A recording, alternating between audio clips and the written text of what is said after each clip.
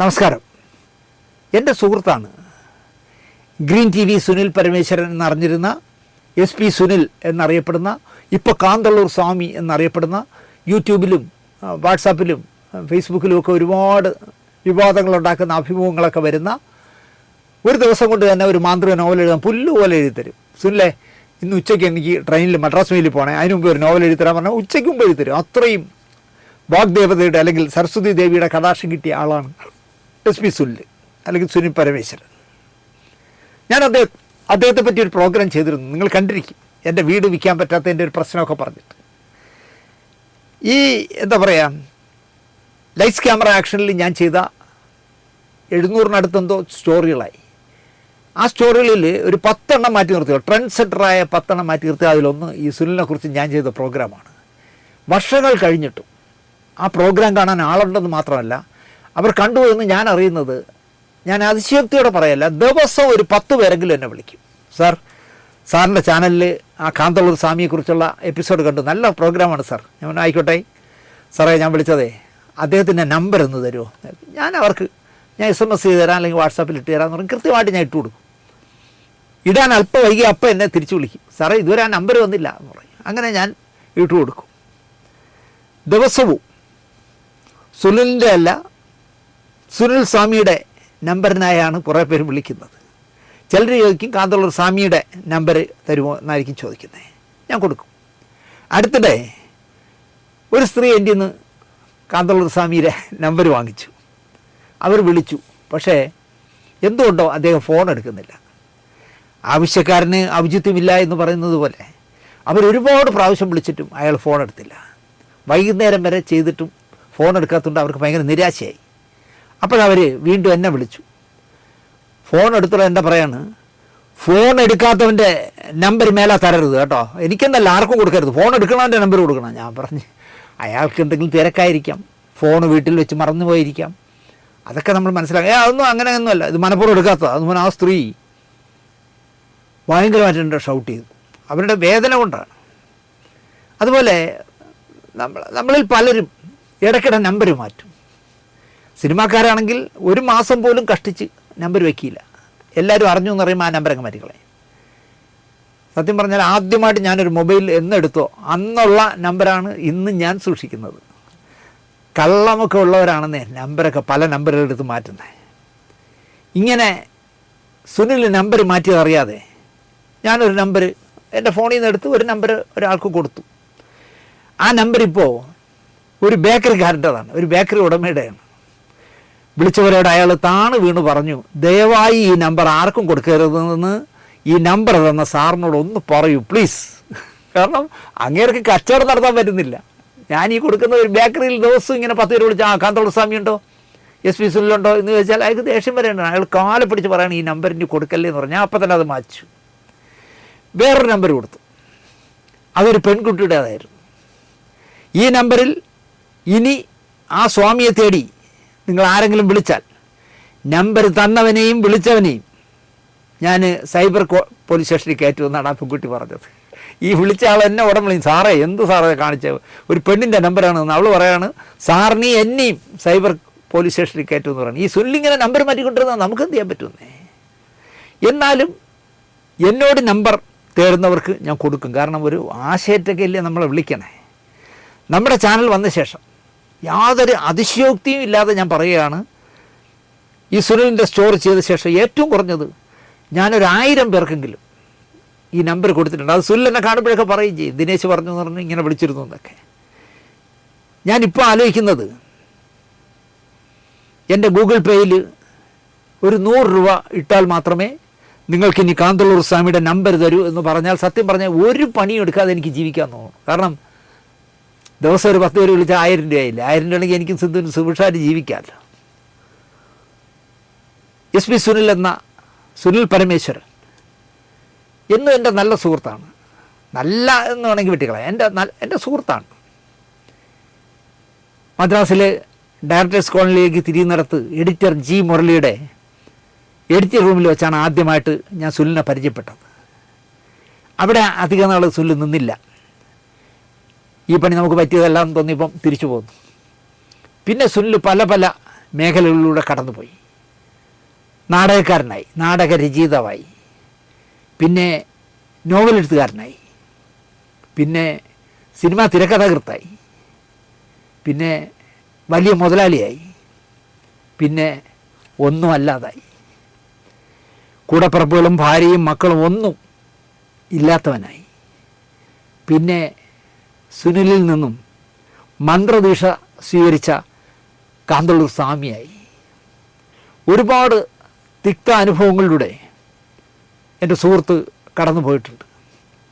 അപ്പോഴും തനിക്ക് ലഭിച്ച അസാമാന്യമായ എഴുത്തിലെ പ്രതിഭയെ സുനിൽ രാഗി മിനുക്കിക്കൊണ്ടേയിരുന്നു. എത്ര മാന്ത്രിക ചരിത്ര നോവലുകൾ രചിച്ചു ഇക്കാലയളവിലെന്ന് ചോദിച്ചാൽ 50ഓളം നോവലുകൾ അദ്ദേഹം എഴുതിയിട്ടുണ്ട്. സ്വന്തമായിട്ട് മൂകാംബിക ബുക്സ് എന്ന പ്രസിദ്ധീകരണശാല തന്നെ തുടങ്ങി എന്ന് പറയുമ്പോൾ അറിയാമല്ലോ, സക്സസ് ആണ് അദ്ദേഹം. ഇതിനിടയിൽ ഒരു വിവാഹം കൂടി കഴിച്ചു. മനസ്സിലുള്ളതെല്ലാം തുറന്നു പറയാൻ ഒരു ഇണയുണ്ടാകുന്നത് ആരോഗ്യത്തിനും മനസ്സിനും സൃഷ്ടികൾക്കും എല്ലാം ഗുണം ചെയ്യും എന്ന വിശ്വാസക്കാരനാണ് ഞാൻ. അയാൾ ഒറ്റപ്പെട്ടു പോയാൽ വട്ടായി പോവില്ലേ. തലസ്ഥാനത്ത് തന്നെ ഇപ്പോൾ പുതിയ വീടൊക്കെ വെച്ച് സ്വന്തം പുസ്തകശാലയ്ക്ക് ഓഫീസൊക്കെ തുടങ്ങി ജീവിക്കുന്നു SP സുനിൽ എന്ന കാന്തളൂർ സ്വാമി. ഈ അടുത്ത കാലത്ത് ഞാൻ കണ്ടു സുനിലിനെ. കടും ചുവപ്പ് നിറത്തിലുള്ള ഷർട്ടും ചുവന്ന മുണ്ട് കൊടുത്ത് പൊരി വെയിലാണെന്ന് ഓർക്കാതെ ആരെയും ശ്രദ്ധിക്കാതെ സുനിൽ തൈക്കാട് വഴി ഇപ്പോൾ തുറന്ന പുതിയ ഹൈടെക് റോഡിലൂടെ ഇങ്ങനെ നെളിഞ്ഞ് നടന്നു വരികയാണ്. ഞാനൊരു ജ്യൂസ് കുടിച്ച് നിൽക്കുകയാണ് റോഡിൻ്റെ വലതുവശത്ത്. ഞാൻ മിണ്ടാതെ നിന്നാൽ സുനിൽ എൻ്റെ മുന്നിലൂടെ നടന്നങ്ങ് പോകും. കാരണം ആരെയും പുള്ളി ശ്രദ്ധിക്കുന്നില്ല. അത് ശരിയല്ലല്ലോ. എൻ്റെ 40 വർഷത്തെ സുഹൃത്തല്ലേ. ഞാൻ വിളിച്ചു. നനച്ചിരിക്കാതെ എന്നെ കണ്ട സന്തോഷം ആ മുഖത്ത് പെട്ടെന്ന് വിരിഞ്ഞു വന്നു. 1 മണിക്കൂറിലധികം ഫുട്പാത്തിൽ നിന്ന് ഞങ്ങൾ സംസാരിച്ചു. അപ്പോൾ പോണവരെല്ലാം ഇദ്ദേഹത്തെ വാച്ച് ചെയ്യുന്നുണ്ട്. ഈ ഡ്രസ്സ് കൊണ്ടാണ്, ഈ താടിയും മുടിയും വേറൊന്നുമില്ല, സഞ്ചിയൊന്നുമില്ല. ഒരു കാറിൻ്റെ കീ മാത്രമേ ഉള്ളൂ. ചുവന്ന ഉടുപ്പും പട്ടുപോലത്തെ ഉടുപ്പും അതുപോലത്തെ മുണ്ടും. തന്നെ ദ്രോഹിച്ചവർക്ക് അർഹതപ്പെട്ട ശിക്ഷ ഞാൻ പ്രാർത്ഥിക്കുന്ന ഉപാസനാമൂർത്തി നൽകുന്നത് അറിയുന്നതിലെ സന്തോഷം സുനിൽ മറച്ചു വച്ചില്ല എന്നോട്. സൈബർ പോലീസ് ആസ്ഥാനത്ത് ഒരു മൊഴി കൊടുക്കാൻ പോയിട്ട് വരുന്ന വരവാണ്. പുതിയ വീട് വെച്ചതും പുതിയ കാർ എടുത്തതും അടുത്ത ദിവസം കാന്തളൂർ ആശ്രമത്തിൽ പോകുന്നതും പുതിയ നോവലിൻ്റെ രചനയും പുതിയ തിരക്കഥ എഴുത്തും യൂട്യൂബിലെ വർത്തമാനങ്ങളും ഒക്കെ ഞങ്ങൾ തമ്മിൽ സംസാരിച്ചു. ഇതിനിടയിലേക്ക്, ഈ വർത്തമാനത്തിനിടയിലേക്ക് കുടപ്പനക്കുന്ന് രാജു എന്ന് പറഞ്ഞ ആ വിവരദോഷി, എനിക്ക് വേണ്ടപ്പെട്ട എൻ്റെ ഒരു അനിയനെ പോലെയുള്ള ആ വിവരദോഷി കടന്നു വന്നതോടുകൂടി ഞങ്ങളുടെ സംസാരം മുറിഞ്ഞു. ആ നീണ്ട വർത്തമാനം അവിടെ അവസാനിപ്പിച്ച് കാർ ലക്ഷ്യമാക്കി സുനിൽ നടന്നുപോയി. ഒന്നും സംഭവിച്ചിട്ടില്ല, സംഭവിക്കേണ്ടത് മാത്രമേ ഇതുവരെ സംഭവിച്ചിട്ടുള്ളൂ എന്ന നിശ്ചയദാർഢ്യമുള്ള ഒരാൾക്ക് ഇങ്ങനെ തല ഉയർത്തിപ്പിടിച്ച് ജീവിതാനുഭവങ്ങളെ പതർച്ചയില്ലാതെ നേരിടാനാകൂ എന്ന് വിശ്വസിക്കുന്ന ഒരാളാണ് ഞാൻ. അയാൾക്ക് ഒന്നും സംഭവിച്ചിട്ടില്ല എന്നുള്ള രീതിയിലാണ് അദ്ദേഹം നടന്നുപോയത്. എന്തൊക്കെ തീക്ഷ്ണമായ അനുഭവമാണ് എൻ്റെ സ്നേഹിതൻ കടന്നുപോയ വഴികളിൽ നേരിട്ടത് എന്ന് ഏറെക്കുറെ എനിക്കറിയാം. അതുകൊണ്ടാണ് ഞാനിത് പറയുന്നത്. ഒരു പക്ഷേ അയാൾ പതറിപ്പോയിരുന്നെങ്കിൽ ഒരു ഗുണ്ടയോ ബോധമില്ലാത്ത മദ്യപാനിയോ ധൈര്യശാലികൾ ചെയ്യുന്ന ആത്മഹത്യ ചെയ്തേനെ എന്നാണ് ഞാൻ കരുതാറ്. പക്ഷേ അയാൾ അതൊന്നും അടുപ്പിച്ചില്ല. അയാൾ പരിഹാസ ചിരിയോടെ നിസ്സംഗമായ നോട്ടത്തോടെ എല്ലാം നേരിട്ടവനായി. ഇവിടെ പറയാമോ എന്നെനിക്കറിയില്ല. ഈ അടുത്ത സമയത്ത് ഇടയ്ക്കിടയ്ക്ക് എന്നെ വിളിക്കുന്ന ആളാണ് ഊർമിള ഉണ്ണി. അവരെന്നെ വിളിച്ചിട്ട് ഈ കാന്തളൂർ സ്വാമി എന്ന് പറയുന്ന സുനിൽ സ്വാമിയുടെ നമ്പർ ഒന്ന് തരുമോ എന്ന് ചോദിച്ചു. ഞാൻ നമ്പർ കൊടുത്തു. ഭയഭക്തി ബഹുമാനത്തോടെ എനിക്ക് ആ കാന്തളൂർ സ്വാമിയുടെ ഫോൺ നമ്പർ തരാമോ എന്നാണ് അവർ ചോദിച്ചത്. വളരെ ബഹുമാനത്തോടെയാണ് ചോദിച്ചത്. ഈ പറയുന്ന സുനിൽ പരമേശ്വരനുള്ള നൊസ് കുറച്ച് ഊർമിളയ്ക്ക് ഉണ്ടെന്നാണ് ഞാൻ പലപ്പോഴും വിശ്വസിക്കുന്നത്. അപ്പോൾ ഞാൻ നമ്പർ കൊടുത്തു. അല്പം കഴിഞ്ഞപ്പോൾ ഊർമിള എന്നെ വീണ്ടും വിളിച്ചു. ഷോ, എന്തൊരു മനുഷ്യനാണ് നിങ്ങളുടെ സ്നേഹിതൻ. ഞങ്ങൾക്ക് എന്തു പറ്റി? ഞാൻ അദ്ദേഹത്തെ വിളിച്ചു, കുറച്ച് നേരം സംസാരിച്ചു. ഞാനും പൃഥ്വിരാദേവിയുടെ ഭക്തയാണ് എന്ന് അറിയാതെ പറഞ്ഞുപോയി. ഭയങ്കരമായി അദ്ദേഹം ചൂടായി. അങ്ങനെ എല്ലാവർക്കും ഉപാസിക്കാവുന്ന കളിപ്പിള്ളയല്ല പൃഥ്വിരാദേവി എന്ന് അദ്ദേഹം ഷാർപ്പായിട്ട് എന്നോട് പറഞ്ഞു. നിങ്ങൾക്കതിൻ്റെ വരുമരായികൾ അറിയില്ല എന്ന് പറഞ്ഞാൽ ഭയങ്കരമായിട്ട് ചൂടായി. എന്തിനാണ് നിങ്ങളവരെ ഉപാസിക്കുന്നതെന്നുള്ള രീതിയിലാണ് ചോദിച്ചത്. എല്ലാം കേട്ടു നിന്നു ഊർമിള. ഒടുവിൽ അദ്ദേഹം തണുത്തു.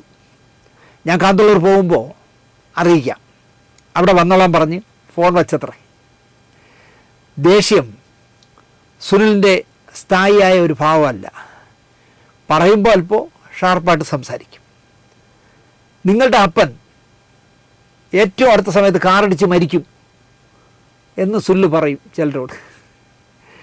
അങ്ങനെ പറയുന്നതിന് പകരം അപ്പനിപ്പോൾ സമയം നന്നല്ല, സൂക്ഷിക്കണം, യാത്രയൊക്കെ സൂക്ഷിക്കണം, റോഡിൽ നടക്കുമ്പോൾ അപ്പം പോലും അപകടം പറ്റാവുന്ന അത്ര സമയം മോശമാണ് എന്ന് പറഞ്ഞാൽ മതി. പക്ഷേ സുനിൽ അങ്ങനെ പറയില്ല, തുറന്നങ്ങ് പറയും, നിങ്ങളെ അപ്പം കാറടിച്ച് മറ്റന്നാൾ മരിക്കും. അങ്ങനെ പറയുമ്പോൾ ഉണ്ടാകുന്ന പ്രശ്നമാണ്. ഇക്കാര്യമാണ്, ഇതേ സ്വഭാവത്തിലാണ് ഊർമിള ഉണ്ണിയോടും അദ്ദേഹം സംസാരിച്ചതെന്നൊക്കെ ഞാൻ ഊർമിളയ്ക്ക് വിശദീകരിച്ചു കൊടുത്തു. ഞാൻ പറയാൻ വന്നത് ഇതൊന്നുമല്ല. എസ് പി സുനിൽ എന്ന എൻ്റെ സ്നേഹിതൻ അടുത്തിടെ ഒരു TV ചർച്ചയിൽ ചില കാര്യങ്ങൾ പ്രസ്താവിച്ചു. അതിലൊന്ന് നമ്മുടെ പ്രിയപ്പെട്ട മമ്മൂട്ടിയുടെ അസുഖത്തെ സംബന്ധിച്ചായിരുന്നു. പ്രമേഹം എന്ന സിനിമയിൽ കൊടുമൺ പോറ്റിയായി ഉജ്ജ്വലമായ അഭിനയം, ഇമേജ് ഒന്നും നോക്കാതെ അദ്ദേഹം ചെയ്ത് ഫലിപ്പിച്ചല്ലോ. എന്തോ പെർഫോമൻസ് ആയിരുന്നു ഇല്ലേ? കൊടുമൺ പോറ്റിയാകാൻ ഇന്ത്യൻ സിനിമയിൽ ഞാനേ ഉള്ളൂ എന്ന് തെളിയിച്ച പ്രകടനമായിരുന്നല്ലോ.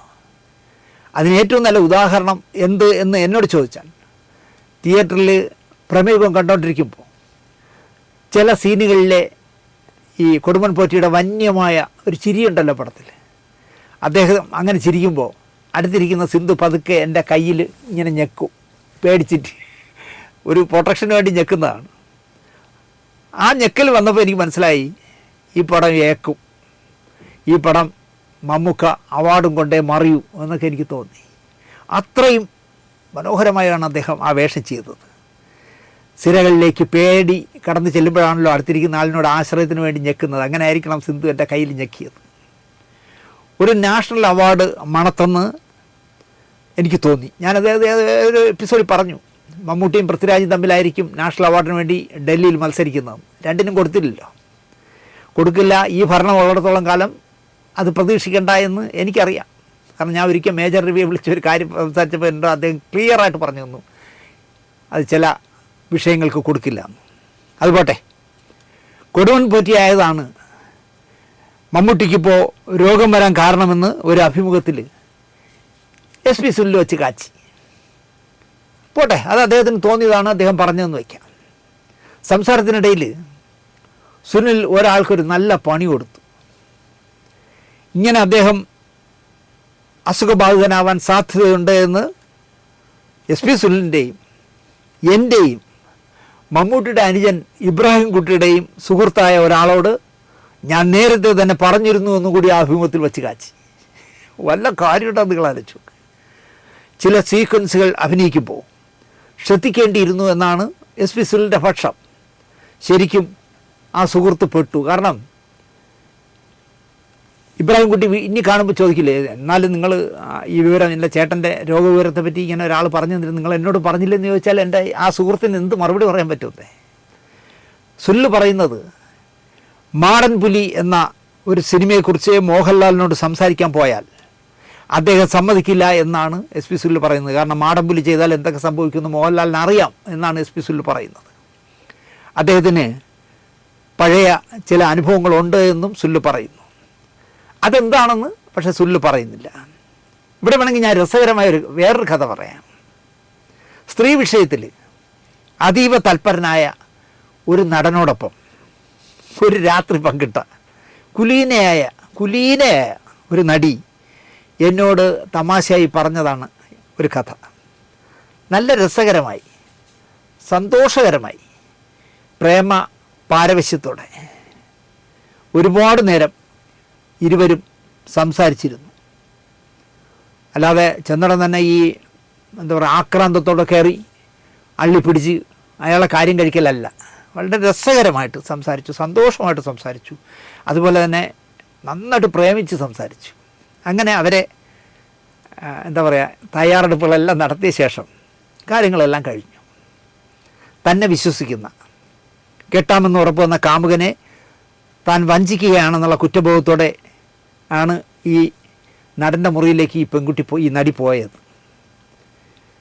ഞാൻ ചെയ്യുന്നത് ശരിയല്ല, എൻ്റെ കാമുകനോട് ഞാൻ വഞ്ചനയാണ് കാണിക്കുന്നത് എന്ന് അവരുടെ മനസ്സിലുണ്ടായിരുന്നിരിക്കാം.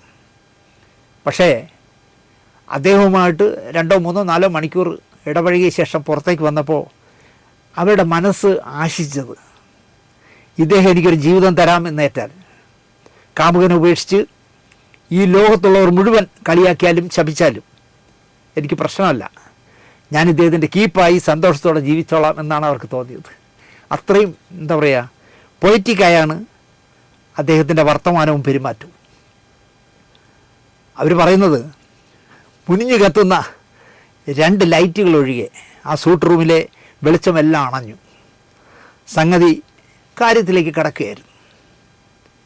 അപ്പോൾ ഈ 1982 നാന സിനിമ വാരിക നിർമ്മിച്ച രവിഗുപ്തൻ സംവിധാനം ചെയ്ത ബലൂൺ എന്ന് പറഞ്ഞ സിനിമയുണ്ട്. ബലൂൺ മുകേഷ് ആദ്യമായിട്ട് അഭിനയിച്ച, മുകേഷും സായികുമാറിൻ്റെ സഹോദരി ശോഭയും ആദ്യമായിട്ട് അഭിനയിച്ച സിനിമയാണ് ബലൂൺ. നല്ല പടമാണ്.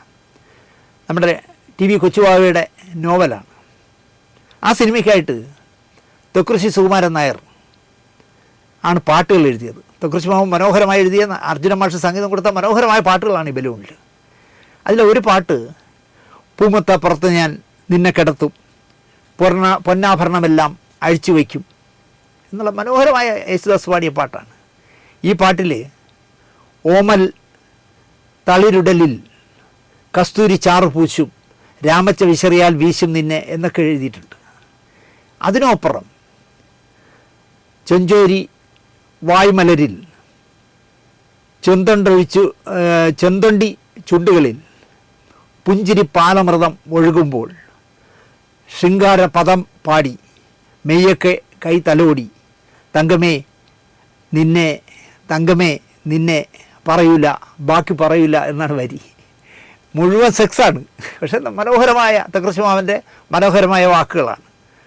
കാരണം ശൃംഗാര പദമൊക്കെ ആടി മെയ്യൊക്കെ കൈ തലോടി എന്നൊക്കെ പറയുമ്പോഴേ തങ്കമേ ബാക്കി കാര്യങ്ങൾ ഞാൻ പറയില്ല എന്ന് പറയുന്ന പാട്ടിൽ നിങ്ങൾക്ക് മനസ്സിലാവുമല്ലോ.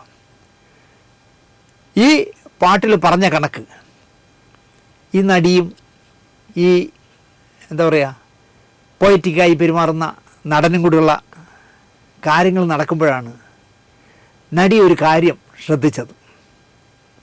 ഈ കൊടുങ്ങല്ലൂർ ഭരണിക്ക് പോകുന്നവരെ നിങ്ങളുണ്ടല്ലോ, വാളും കൊണ്ടിങ്ങനെ പോകുമ്പോൾ ഈ മുത്ത് കിലുങ്ങുന്ന മുത്ത് ബെൽറ്റ് പോലെ കെട്ടി നടക്കുമ്പോൾ ചില്ലെന്ന് കേട്ടല്ലേ അവർ നടക്കുന്നത്. അങ്ങനെ അരയിൽ കിട്ടുന്ന മണികൾ നിറഞ്ഞ ബെൽറ്റ് പോലെ ഈ നടൻ്റെ അര മുഴുവൻ അരയിൽ കെട്ടിയിരിക്കുന്ന ഒരു നൂലിലോ അരഞ്ഞാണത്തിലോ ആയിരിക്കാം മണികളും ഏലസുകളും രക്ഷക്കൊള്ളികളും പൂച്ചയും പട്ടിയും ഒക്കെ കെട്ടിത്തൂക്കിയിരിക്കുന്നു. ആ ചുറ്റോട് ചുറ്റും ആരൊക്കെ ചെയ്തു കൊടുത്ത മന്ത്രവാദങ്ങളാണ് കെട്ടിയിരിക്കുന്നത്. മനസ്സിലായില്ലേ? നാണത്തോടെ അവർ എന്നോട് പറഞ്ഞത്, സാറേ അദ്ദേഹം അനങ്ങുമ്പോഴേ പൂജാരി ഒഴിയുമ്പോൾ മണി കിലുങ്ങും പോലെ കിണികിണി ശബ്ദമാണ് സാറേ. ഈ മണി അടിച്ചുകൊണ്ട് ഇങ്ങനെ ദീപാരാധനയ്ക്ക് കിണി കേൾക്കില്ല, അതുപോലെയാണ് ഇദ്ദേഹം അനങ്ങുമ്പോൾ ഈ പൂച്ചയും പട്ടിയും ഏലസും എല്ലാം കൂടെ കിടന്ന് കിലുങ്ങണത്. നിശബ്ദതയിൽ അത് കേൾക്കാൻ നല്ല രസമുണ്ട് സാറേ എന്നാണ് അവർ പറഞ്ഞത്. ആ സമയത്ത് കോറിഡോറിലൂടെ ആ പാതിരാത്രി ആരെങ്കിലും നടന്നു പോയാൽ ഈ പറഞ്ഞ നടൻ്റെ മുറിക്കകത്ത് ഏതോ മന്ത്രവാദം നടക്കുകയാണ്, അതിൻ്റെ ക്ലൈമാക്സിൽ മണിയടി നടക്കുകയാണെന്നേ തോന്നുമെന്നാണ് അവർ പറഞ്ഞത്. ഞാൻ സത്യം പറഞ്ഞാൽ തലനിൽ ചിരിച്ച് അതിൻ്റെ ഹ്യൂമർ മൊത്തം ഞാൻ ആലോചിച്ച് നോക്കി, ആ വിഷ്വൽ ഇങ്ങനെ മനസ്സിലാലോചിച്ച് നോക്കി. അത്രയ്ക്ക് ഏലസുകളും പൂച്ചയും മണിയും എന്തൊക്കെയോ കുന്തങ്ങളും കുടച്ചക്രങ്ങളും ഒക്കെയാണ് അരയിൽ കെട്ടിയിരിക്കുന്നത്. പറയാൻ വന്നത്, സർവത്ര ഏടാകൂടങ്ങളും അരയിൽ ചുറ്റി കാണുന്ന പെണ്ണുങ്ങളെയൊക്കെ ഉപയോഗിച്ചാൽ തിരിച്ചടിക്കാത്തത് എന്താണ് എന്നാണ് സുനിൽ പറയേണ്ടത്. എല്ലാം പൂജിച്ചാണല്ലോ കെട്ടിയിരിക്കുന്നത്. എന്നിട്ട് ഭാര്യയല്ലാത്തൊരു സ്ത്രീയുമായിട്ട് ഇണചേരുമ്പോൾ ഈ കിടക്കുന്നതിൽ ദൈവങ്ങൾ എല്ലാം ആണല്ലോ ഈ കയറിനകത്ത് ചുറ്റും കിടക്കണം. ഇവരെന്താണ് റിയാക്ട് ചെയ്യാത്തതെന്ന് സുനിൽ പറയണം. എസ് പി സുനിൽ അതിനുള്ള മറുപടി പറയട്ടെ. ഒരുപക്ഷെ ഭർത്താവിൽ നിന്ന് കാമുകനിൽ നിന്ന് കിട്ടാത്ത സ്നേഹം, ലാളന, കൂടെ ചേർക്കൽ, നിഷ്കളങ്കമായ തമാശ, ഗിവ് ആൻഡ് ടേക്ക്, കൊടുക്കലും വാങ്ങലും എന്ന തലത്തിലെ പെരുമാറ്റം ഒക്കെ നൽകുന്നവൻ ഈ നടൻ അങ്ങനെയുള്ള ഒരാളായതിനാൽ ഈ പെണ്ണുങ്ങളുടെ ശാപമോ കണ്ണീരോ പ്രാക്കോ ഒന്നും ഇദ്ദേഹത്തിന് കിട്ടാൻ വഴിയില്ല. അവർ പറയുന്നത് കേൾക്കുമ്പോൾ എനിക്കങ്ങനെ നിങ്ങൾ ആലോചിച്ച് നോക്ക്, ലോകം മുഴുവൻ ശപിച്ചാലും കുഴപ്പമില്ല, അദ്ദേഹം എനിക്കൊരു ജീവിതം തരുമെങ്കിൽ ഞാൻ അദ്ദേഹത്തിൻ്റെ കീപ്പാകാം, അല്ലെങ്കിൽ എന്താ പറയുക പാട്ടിയാകാം, അല്ലെങ്കിൽ രണ്ടാം കെട്ടുകാരിയാവാം. ഭാര്യ ഒന്നും ആക്കണ്ട, അദ്ദേഹം ഉറപ്പ് മാത്രം തന്നാൽ മതി. എൻ്റെ കാമുകനിയൊക്കെ ഞാൻ ഉപേക്ഷിക്കാമെന്ന് പറഞ്ഞെങ്കിൽ ആ സ്ത്രീക്ക് എത്ര സന്തോഷം നൽകിയിരിക്കും അദ്ദേഹം. അതുകൊണ്ടാണല്ലോ അദ്ദേഹം അത് പറയുന്നത്. അതുകൊണ്ട് തന്നെ ഒരു പെണ്ണിൻ്റെയും ശാപമോ കണ്ണീരോ പ്രാക്കോ ഒന്നും അദ്ദേഹത്തിന് ഫലിച്ചിരിക്കില്ല. പറഞ്ഞു വന്ന കഥ വഴിമാറിപ്പോയി. എന്തായാലും എസ് പി സുനിലിൻ്റെ വെളിപ്പെടുത്തൽ കാരണം എൻ്റെ കൂടി സുഹൃത്തായ മനുഷ്യൻ ഇനി എങ്ങനെ ഇബ്രാഹിം കുട്ടിയെ അഭിമുഖീകരിക്കും എന്നുള്ള ചിന്താക്കുഴപ്പത്തിലാണ്. ഒരു വാക്ക് താൻ എന്തോടോ എന്നോടെങ്കിലും പറയാത്തതെന്ന് ചോദിക്കും. ആരായാലും ചോദിക്കും, ഇബ്രാഹിം കുട്ടിയും ചോദിക്കും. അപ്പോൾ എൻ്റെയും സുനിലിൻ്റെയൊക്കെ സുഹൃത്തായ മനുഷ്യൻ എന്ത് പറയുമെന്നാണ് ഇപ്പോഴത്തെ അയാളുടെ ആലോചന. അയാൾ എന്താ പറയുക, ഞാനിനി ഇബ്രാഹിം കുട്ടി ഉള്ള ആ ഏരിയയിൽ, ഇബ്രാഹിം കുട്ടി ഇക്ക ഉള്ളിടത്തോട്ട് ആ ഏരിയയിലോട്ട് ഞാൻ പോകില്ലെന്നാണ് എൻ്റെ പറഞ്ഞത്. അല്ല സുനിലേ, എനിക്കൊരു സംശയം. ഈ പ്രമേഹം കൊടുമൺ പോറ്റി കാരണം മമ്മൂക്ക രോഗിയായി എന്ന് നിങ്ങൾ പറയുന്നു, ഞാനത് സമ്മതിക്കുന്നു. ഇപ്പോൾ അദ്ദേഹം പൂർണ്ണമായും ടെസ്റ്റുകളിലെല്ലാം നെഗറ്റീവായി, അസുഖമെല്ലാം പൂർണ്ണമായും ഭേദമായി. അദ്ദേഹം വീണ്ടും സിനിമയിൽ സജീവമാകാൻ പോവുകയാണ്. അത് സുനിലും അറിഞ്ഞിരിക്കുമെന്നാണ് എൻ്റെ വിശ്വാസം. അപ്പോൾ നിങ്ങൾ പറഞ്ഞ പ്രമേഹത്തിൻ്റെ ദോഷമൊക്കെ ആധുനിക ചികിത്സയിലൂടെ മമ്മൂക്കയുടെ വിൽ പവറിലൂടെ മാറിയിരിക്കുന്നു. അതെങ്ങനെ സംഭവിച്ചത്? അതിനും സുനിൽ മറുപടി പറയണം. എങ്ങനെ അദ്ദേഹം രോഗങ്ങളിൽ നിന്നെല്ലാം മുക്തനായി, അത് നിങ്ങൾ പറയണം. അത് പറയണ്ടേ? പ്രമേഹത്തിൽ ദോഷം എങ്ങനെ മാറി എന്നുള്ള അതും കൂടെ സുനിലിൽ നിന്ന് കേൾക്കണം. അദ്ദേഹം വർഷങ്ങളായിട്ട് 5 നേരം നിസ്കരിക്കുന്നവനാണ്. ഈ പറഞ്ഞ പൂച്ചതലയൊന്നും അരയിൽ കെട്ടണമെന്ന് വിശ്വസിക്കുന്ന ആളുമല്ല. അപ്പോൾ എങ്ങനെ ഇങ്ങനെ സംഭവിച്ചു എന്ന് സുനിൽ പറയണം. അത് പറ, ഉറപ്പായിട്ട് ഞാനത് കാത്തിരിക്കും സുനിൽ പറയുമെന്ന്.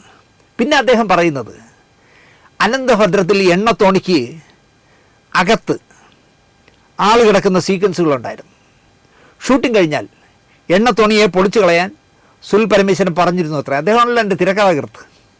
കാരണം ആരെങ്കിലും ആ എണ്ണത്തോണി എടുത്ത് വിറ്റാൽ, അല്ലെങ്കിൽ തമാശയ്ക്ക് വീട്ടിൽ കൊണ്ടുവച്ചാൽ ദുരിതങ്ങളായി വീട്ടിൽ കിടന്നു പോകും എന്നാണ് അദ്ദേഹം പറയുന്നത്. മണിയമ്പിള്ള രാജു ആയിരുന്നല്ലോ അനന്തഭദ്രത്തിൻ്റെ നിർമ്മാതാക്കളിൽ പ്രധാനി. പക്ഷേ അദ്ദേഹം അത് നശിപ്പിച്ചില്ല. അദ്ദേഹം അത് മോഹൻലാലിന് കൊടുത്തു. മോഹൻലാലിന് ഇടയ്ക്ക് എന്തൊക്കെയോ ചെറിയ പ്രശ്നങ്ങളൊക്കെ വന്നതാണ്. ആയുർവേദ ട്രീറ്റ്മെൻറ്റൊക്കെ നടത്തി നടുവേദനയും പ്രശ്നങ്ങളൊക്കെ ഉണ്ടായിരുന്നു. അതൊക്കെ മാറി. ഇനിയിപ്പോൾ സുല്ല് പറയുമോ എന്ന് എനിക്കറിയില്ല. ആ എണ്ണത്തോണി വാങ്ങിച്ചു വെച്ചതുകൊണ്ടാണ് മോഹൻലാലിന് നടുവേദന വന്നു എന്ന് പറയുമെന്ന് എനിക്കറിയില്ല. ഞാൻ സുനിലിൻ്റെ അറിവിലേക്കൊരു കാര്യം പറയുകയാണ്. ബംഗ്ലാവിൽ അവധിയിൽ 3ാമത്തെ സീൻ കഴിഞ്ഞാൽ ഒരു മൊബൈൽ മോർച്ചറി വരും. അകത്ത് കിടക്കുന്നയാൾ വിചാരിച്ചാൽ തുറക്കുകയും അടയുകയും ചെയ്യുന്ന മോർച്ചറി. സിനിമ തീരും വരെ ഈ മോർച്ചറി ഉണ്ട്. ലാൽ ചെയ്ത അവത അതിലാണ് കിടക്കുന്നത്. കിടന്ന് ബോറടിക്കുമ്പോൾ അവത എണീറ്റിരിക്കും. അപ്പോൾ വാതിൽ മുകളിലേക്ക് തുറക്കും. അദ്ദേഹത്തിന് വീണ്ടും കിടക്കാമെന്ന് തോന്നുന്നു. അദ്ദേഹം കിടക്കുമ്പോൾ വാതിലടയും. അങ്ങനെയുള്ള ഒരു മോർച്ചറിയാണ് ഉണ്ടാക്കിയത്. പ്രശസ്ത കലാസംവിധായകൻ മുത്തുരാജ് ഡിസൈൻ ചെയ്ത് ബാംഗ്ലൂരിൽ അക്കാലത്ത് 40,000 രൂപ ചിലവിട്ടാണ് ഫൈബറിൽ ഈ മോർച്ചറി ഉണ്ടാക്കിയത്. കാരണം ഓട്ടോമാറ്റിക്കായിട്ട് ആരും പിടിച്ച് തുറക്കാതെ തന്നെ തുറക്കണ്ടേ, മുകളിലേക്ക് തുറക്കണം വാതിൽ, അതുപോലെ അടയണം. മോട്ടറൊക്കെ വെച്ചാണ് ചെയ്തത്. ബാംഗ്ലൂരിൽ അതുണ്ടാക്കി ലോറിയിൽ കയറ്റി ഭരണങ്ങാനത്ത് എത്തിച്ചു. ഷൂട്ടിങ് ഭംഗിയായി കഴിഞ്ഞപ്പോൾ വണ്ടി കയറ്റി ഞാൻ തിരുവനന്തപുരത്ത് എത്തിച്ചു സ്റ്റുഡിയോയിൽ. വർഷങ്ങൾ കഴിഞ്ഞപ്പോൾ സ്ഥലം ഒരുപാട് മെനക്കെടുത്തു എന്ന് എനിക്ക് തോന്നിയപ്പോൾ, അതുപോലെ തന്നെ അത് ഒരുപാട് പഴക്കം ചെന്നു, പൊടിയൊക്കെ അടിച്ച് ഒരുപാട് അതിൻ്റെ ഭംഗിയൊക്കെ പോയി എന്ന് കണ്ടപ്പോൾ ഞാനത് എന്താ പറയുക പൊളിച്ച് കളയുകയും ചെയ്തു. അതുവരെയും മോർച്ചറി എന്നോടൊപ്പം ചേർന്നിരുന്നതാണ്. അക്കാലത്ത് സുനിൽ ഈ മോർച്ചറി എൻ്റെ കൂടെ ഉണ്ട് എന്ന് അറിഞ്ഞിരുന്നെങ്കിൽ എൻ്റെ വീട് നഷ്ടമായത് ഒരു പെട്ടി കാരണമാണെന്ന് പറഞ്ഞേനെ. മാത്രമല്ല അന്ന് യൂട്യൂബും ഫേസ്ബുക്കും ടെലിഗ്രാമും ഒന്നും ഇല്ലായിരുന്നുകൊണ്ടായിരിക്കാം സുല്ല അന്ന് ഈ കാര്യം പറയാത്തത്. ഈ മമ്മൂട്ടിയെക്കുറിച്ച് പ്രഭേദത്തെക്കുറിച്ചൊക്കെ പറഞ്ഞ ശേഷം അടുത്ത സുല്ല് പറയുന്നതാണ് ഒരു വിവരക്കേടായി എനിക്ക് തോന്നിയത്. സുല്ല് പറയുന്നത് മറ്റൊരു മഹാനായ നടനെ പറ്റിയാണ്, സാക്ഷാൽ വിനായകനെക്കുറിച്ച്. നാട്ടുകാരിൽ നിന്ന് മുഴുവൻ തള്ളക്കി വിളി കേൾക്കുന്ന വിനായകനെക്കുറിച്ചാണ് അടുത്ത് SP സുല്ല് പറയുന്നത്. എന്നെ ഇന്ന് അയർലൻഡിൽ നിന്നൊരു ചെറുപ്പക്കാരൻ വിളിച്ചു. അദ്ദേഹം ഒരുപാട് നേരം എന്നോട് സംസാരിച്ചു. നാട്ടിൽ വരുമ്പോൾ ഞാൻ ദിനേശ് ചേട്ടനെ കാണാൻ വരും, സിന്ധു ചേച്ചിയുടെ കയ്യിൽ നിന്ന് ഒരു ചായ വാങ്ങി കുടിക്കണം, എന്നെ കെട്ടിപ്പിടിച്ച് ഒരു ഉമ്മൻ തരണം എന്നൊക്കെ പറഞ്ഞ് ഒരുപാട് നേരം സംസാരിച്ചു. നല്ലൊരു ആരാധകനാണ്. അയർലൻഡിൽ നിന്നാണ് വിളിച്ചത്.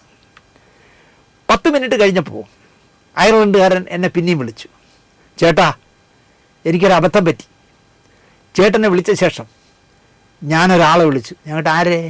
നമ്മുടെ നടൻ വിനായകനെ. ഫസ്റ്റ് പാർട്ടിയെ വിളിച്ച് മരിച്ചു പോയവരെ പറ്റി താങ്കൾ പറയുന്ന വർത്തമാനങ്ങൾ ശരിയാണോ എന്ന് ഞാൻ അദ്ദേഹത്തോട് ചോദിച്ചു. എന്നെ ഒരു വള്ളം തെറി വിളിച്ചു കേട്ടാ.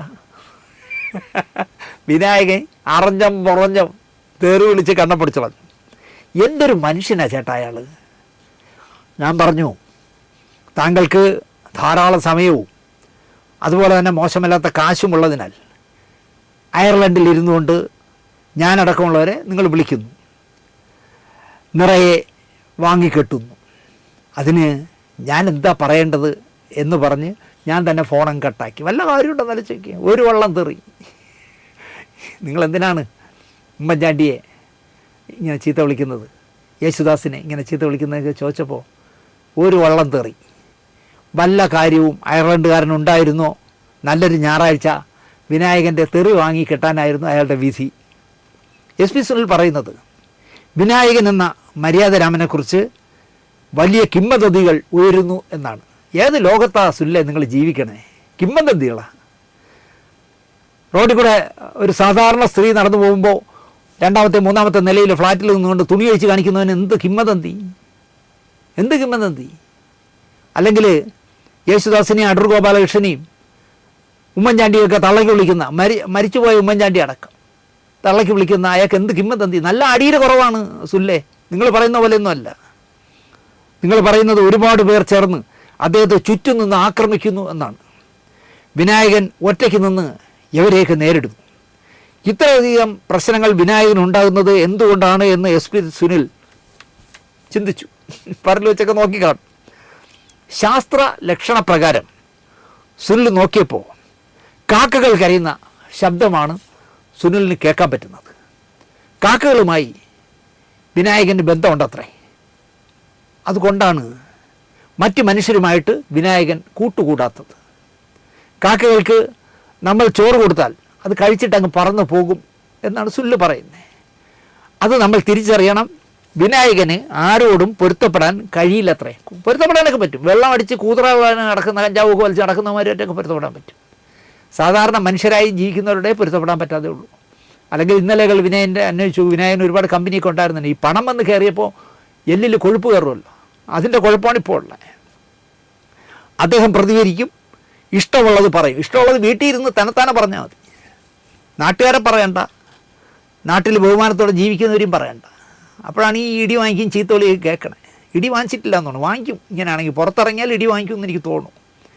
വിനായകൻ എന്ന് പറയുന്ന നടൻ ക്രൂരനായ വില്ലനായൊക്കെ അവതരിപ്പിക്കുമ്പോഴും നന്മയുള്ള മനസ്സുള്ളവനാണെന്ന് SP സുനിൽ കരുതുന്നു. ഏറ്റവും അടുത്ത സമയത്ത് സുനിൽ അത് മാറ്റും. 2 പ്രാവശ്യം ഒന്ന് വിളിക്ക്, വലിച്ചോ കുടിച്ചോണ്ടൊക്കെ ഇരിക്കുമ്പോൾ ഒന്ന് വിളിക്ക്.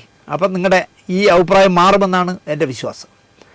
നാളെ ഉറപ്പായിട്ടും സുനിലിനെയും ചീത്ത വിളിച്ചിരിക്കുമെന്ന് വിശ്വസിക്കുന്ന ആളാണ് ഞാൻ. എത്ര ചീത്ത വിളിച്ചെന്ന് പറഞ്ഞാലും അയാൾ പറയുന്ന ചില കാര്യങ്ങൾ മാറ്റിവെച്ച് നോക്കിയാൽ അത് ശരിയാണെന്ന് തോന്നും. ഏത് ശരിയാണെന്ന്? ഏത് മാറ്റി വയ്ക്കേണ്ട ഏതാ? ഈ ചീത്ത വിളിക്കുന്നതിൽ പലതും ശരിയാണെന്ന് തോന്നുന്നത്. ഏതാ നിങ്ങൾക്ക് ശരിയെന്ന് തോന്നി അത് പറ. അത് നിങ്ങൾ പറയുന്നില്ല, അതാണ് പ്രശ്നം. വിനായകൻ എന്ന നടനെയും അദ്ദേഹം പറയുന്ന കാര്യങ്ങളെയും പൂർണ്ണമായി നമുക്ക് തള്ളിക്കളയാൻ പറ്റില്ല എന്നാണ് ഇദ്ദേഹം പറയുന്നത്. ഇപ്പോൾ വേടൻ്റെ കവിത കാലിക്കറ്റ് യൂണിവേഴ്സിറ്റിയിൽ പഠിപ്പിക്കാൻ എടുത്തതല്ലേ, വിനായകൻ്റെ തെറികളും പഠിപ്പിക്കാൻ എടുക്കാൻ പറ സുനിലെ, അതാണ് നല്ലത്. എന്നിട്ട് സുനിലൊരു വലിയ വർത്തമാനം പറയുക, സോക്രട്ടീസിനെ പോലും വിഷം കൊടുത്തു കൊന്ന ലോകമാണ് നമുക്ക് മുന്നിലുള്ളത്. അത് എന്നും ഓർക്കാനാണ് സുനിലിന് ഇഷ്ടമത്രേ എന്ന് പറഞ്ഞാണ് സുനിൽ ആ അഭിമുഖം അവസാനിപ്പിക്കുന്നത്. സുനിലെ ഭ്രമയുഗത്തിനൊക്കെ നമുക്ക് വിടാം, പക്ഷേ ഈ വിനായകൻ എന്ന് പറഞ്ഞ ശുദ്ധ തെമ്മാടിയാണെന്ന് ഞാൻ പറയും. അയാൾക്ക് സമൂഹത്തോട് കമ്മിറ്റ്മെൻ്റ് ഇല്ല, ആരോടുമില്ല, പഞ്ചപുച്ഛമാണ് എല്ലാവരോടും. ഒരു മര്യാദ എന്ന് പറഞ്ഞൊരു വാക്കറിയില്ല. പിന്നെ അയാളെ സപ്പോർട്ട് ചെയ്യാൻ കുറേ എണ്ണം നടപ്പുണ്ട്. ജാതിയുടെയും മതത്തിൻ്റെയൊക്കെ പേര് പറഞ്ഞ് നടക്കുന്ന കുറേ എണ്ണം ഇവന് കല്ലുവാരി ഇട്ട് കൊടുക്കുന്നുണ്ട്, ഇവൻ എടുത്ത് എറിയുന്നുണ്ട്. ആ സ്ത്രീ പോലും അവൻ്റെ സമുദായത്തിൽ പറഞ്ഞതെന്നാണ് പറയണേ. ഒരു പാവപ്പെട്ട സ്ത്രീ വല്ല ജോലിക്ക് വല്ലതും പോയതായിരിക്കും ഫ്ലാറ്റിൻ്റെ താഴെ കൂടെ. കാള പോലെ ഈ പോത്ത് അവിടെ നിന്നുകൊണ്ട് ടവൽ അഴിച്ച് കാണിച്ചു കൊടുത്തുന്നു. അവർക്ക് നഗ്നത. അവർക്ക് നല്ല നല്ല കൈക്കരുത്തുള്ള ഏതെങ്കിലും ഒരു മോൻ ഉണ്ടായിരുന്നെങ്കിൽ അപ്പം തന്നെ മേളിൽ കയറി ഇവൻ്റെ കാലിനെ അടിച്ചു കൊടുക്കണമായിരുന്നു. എങ്കിൽ അവൻ്റെ ഈ സുനിൽ പരമേശ്വരൻ പറയുന്ന സോക്രട്ടീസ് ഒന്നും ആവാതെ തന്നെ കട്ടയമ്പോടും മടങ്ങിയനെ. ഇത് പൈസയുടെ കൊഴുപ്പാണ് എൻ്റെ പൊന്നു സുല്ലേ. നിങ്ങൾ ഇനി എത്ര പിണങ്ങിയാലും ഞാൻ ഉള്ളതുപോലെ പറയാം. അവന് പൈസയുടെ കൊഴുപ്പ് എല്ലി കുത്തുന്നതാണ്. അതെവിടെയെങ്കിലും വെച്ചൊരു തീരും, അന്ന് ശരിയാവും. ഇതുപോലെ തെറിവിളിച്ച് എവിടെയെങ്കിലും ഒരു നല്ല കടയിൽ കയറും, അവിടെ വെച്ച് കച്ചവടം ശരിയാവും. കയ്യോ കാലിനെ ആരെങ്കിലും അടിച്ചൊടിക്കും. അപ്പോൾ അവൻ മര്യാദക്കാരനാവുമെന്നാണ് എനിക്ക് തോന്നുന്നത്. എന്തായാലും SP സുനിലിനെ പറ്റിയാണ് പറഞ്ഞു തുടങ്ങിയത്. എവിടെയൊക്കെ കൂടെയൊക്കെ പോയി അവസാനം നമ്മൾ SP തന്നെ എത്തി. എൻ്റെ സുഹൃത്തായ SP സുനിൽ ഇനിയും ഒരുപാട് നോവലുകൾ എഴുതട്ടെ. നമുക്കതൊക്കെ വായിക്കാം. നല്ല രസമാണ് അദ്ദേഹത്തിൻ്റെ മാന്ത്രിക നോവലുകൾ വായിക്കാൻ. അദ്ദേഹത്തിൻ്റെ എന്താ പറയുക, തകർന്നു പോയ ജീവിതം തിരിച്ച് കരുപിടിപ്പിക്കുന്ന ഈ അവസരത്തിൽ ഇനിയും ഒരുപാട് ഉയരങ്ങളിലേക്ക് എൻ്റെ സുഹൃത്തായ SP സുനിൽ എന്ന സുനിൽ പരമേശ്വരൻ എത്താനാകട്ടെ എന്ന് മാത്രം പ്രാർത്ഥിച്ചുകൊണ്ട് ഈ പ്രോഗ്രാം കണ്ടിട്ട് ആരെങ്കിലും വിളിച്ചാലും SP സുനിലിൻ്റെ നമ്പർ ഞാൻ തരാം. അതിപ്പോൾ നിലവിലുണ്ടോ ഇല്ലേ എന്നുള്ളത് എൻ്റെ വിഷയമല്ല. നിങ്ങൾ ആ നമ്പറിൽ വിളിച്ച് നിങ്ങളുടെയൊക്കെ പ്രശ്നങ്ങൾ ചോദിക്കുകയോ അയാൾക്ക് പറ്റുന്ന രീതിയിൽ മാന്യമായ രീതിയിൽ അയാൾ മറുപടി പറയും എന്ന് മാത്രം പറഞ്ഞുകൊണ്ട് ഈ എപ്പിസോഡ് ഇവിടെ അവസാനിപ്പിക്കുന്നു.